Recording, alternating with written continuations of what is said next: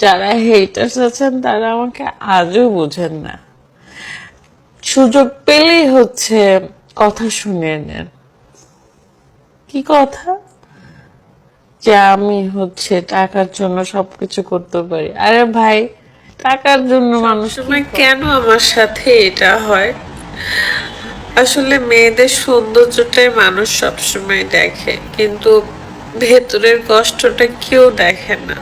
আমি লাইভের মধ্যেই বলে রাখতেছি যে আমরা অলরেডি ট্রেড খাইছি, আমাদের খুব কাছের আমাদের খুব কাছের মানুষই এই কাজটা করেছে এবং আমরা মানে বলেছে আমাদের শ্রদ্ধা। গতকালকে স্মৃতি ফারহানা বিথিকে উদ্দেশ্য করে বলেছিল তারা নাকি হুমকি দিয়েছে তাদের ফেসবুক আইডি বিয়ের প্রোগ্রামের আগেই নাকি সরিয়ে দেবে, আবারও রাস্তায় বসাবে। যেভাবে করে রাস্তা থেকে তুলে নিয়ে আসছিল স্মৃতিকে বিথি, ঠিক সেভাবে করে রাস্তায় নামিয়ে দেবে, এমনটাই কিন্তু বলেছিল স্মৃতি লাইভে এসে ফারহানা বিথিকে উদ্দেশ্য করে।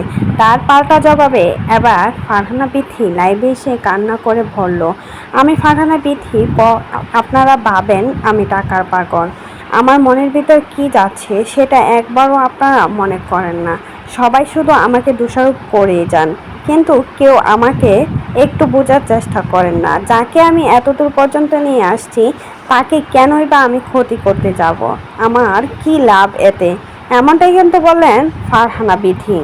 ফারহানা বিথি কিন্তু স্মৃতিকে নিয়ে কোনো ভুল বলে নাই। স্মৃতি যে এত দূর পর্যন্ত এসেছে সব কিছু ফারহানা বিথির জন্যই, ফারহানা বিথির জন্যই কিন্তু তাকে চিনেছে। ডিভোর্স যখন হয়ে গেছিল স্মৃতির, তখন এক ক্লাব ভেঙে পড়েছিল, তখন ফারহানা বিথি ওই সময় পাশে দাঁড়িয়েছিল স্মৃতির, আর তখনই কিন্তু অনলাইন জগতে নিয়ে আসছিল স্মৃতিকে, আর তখন থেকে মানুষজন এত ভালোবাসা দিয়ে স্মৃতিকে এত দূর পর্যন্ত নিয়ে আসছে। সব কিছুর জন্যই কিন্তু ফারহানা বিথির অবদান রয়েছে। ফারহানা বিথি যদি না নিয়ে আসতো তাহলে হয়তো বা বাপ্পির সাথেও স্মৃতির বিয়ে হতো না।